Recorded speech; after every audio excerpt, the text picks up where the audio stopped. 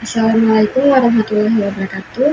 Saya Nabila Anggraini dengan NIM 2301112141 jurusan Ilmu Administrasi Publik angkatan 23. Dengan ini saya ingin memberikan jawaban atas soal UAS mata kuliah Tata Kelola Kehutanan yang diampu oleh Bapak Dr. Zulkarnaini SS MSc. Masuk ke soal yang pertama ialah jelaskan urgensi mempelajari mata kuliah Tata Kelola Kehutanan.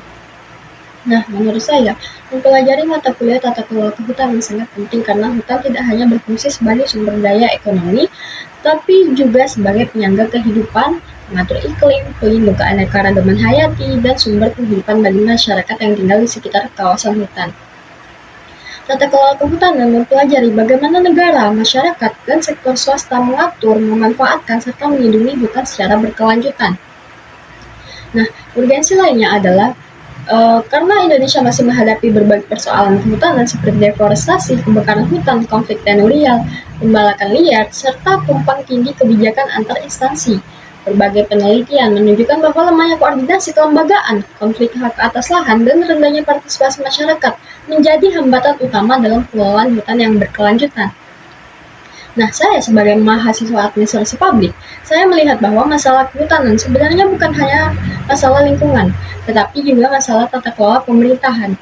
Banyak kerusakan hutan terjadi bukan karena kurangnya aturan, melainkan karena lemahnya implementasi, pengawasan, transparansi, dan akuntabilitas dalam pengelolaannya. Oleh karena itu, mata kuliah ini penting untuk memahami bagaimana kebijakan kehutanan dirancang dan dijalankan agar mampu menciptakan keseimbangan antara kepentingan ekonomi, sosial, dan lingkungan. Contohnya, ketika pembukaan lahan untuk perkebunan atau pertambangan dilakukan tanpa mempertimbangkan daya dukung lingkungan dan hak masyarakat adat, maka yang muncul bukan hanya kerusakan hutan, tetapi juga konflik sosial dan ketimpangan pembangunan. Disinilah tata kelola kehutanan menjadi instrumen penting untuk mencegah terjadinya eksploitasi sumber daya yang berlebihan.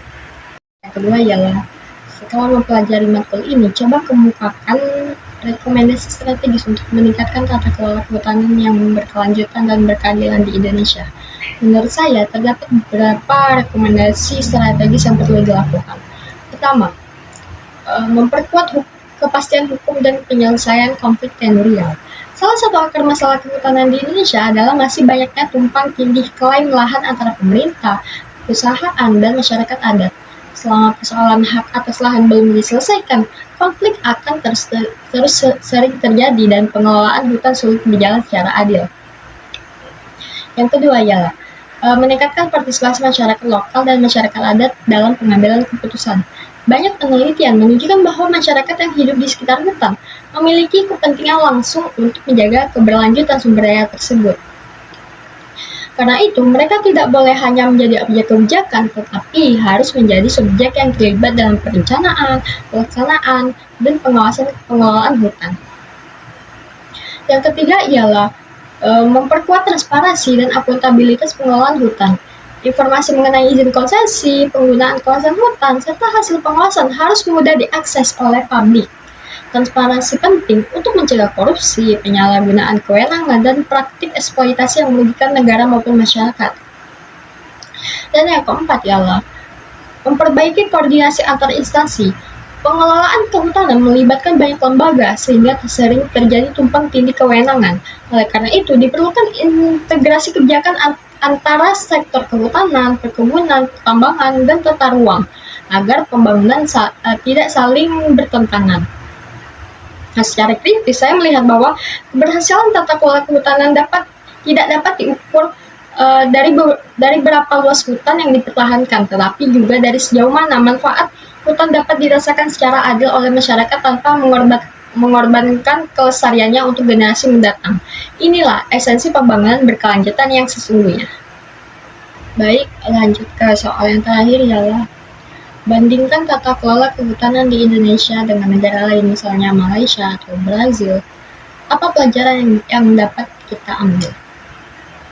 Menurut saya, Indonesia dan Brazil memiliki kesamaan karena keduanya merupakan negara pemilik hutan tropis terbesar di dunia dan sama-sama menghadapi tekanan dari aktivitas ekonomi seperti perkebunan, pertanian skala besar, pertambangan, dan eksploitasi sumber daya alam. Keduanya juga memiliki tantangan berupa deforestasi, konflik lahan, serta lemahnya penegakan hukum di beberapa wilayah. Namun, terdapat beberapa perbedaan penting. Brazil dikenal memiliki sistem pemantauan hutan berbasis satelit yang relatif kuat untuk mengawasi perubahan tutupan hutan di kawasan Amazon. Selain itu, Brazil memiliki ketentuan dalam Forest Code yang mewajibkan sebagian besar vegetasi asli tetap dipertahankan pada lahan milik pribadi, khususnya di kawasan Amazon.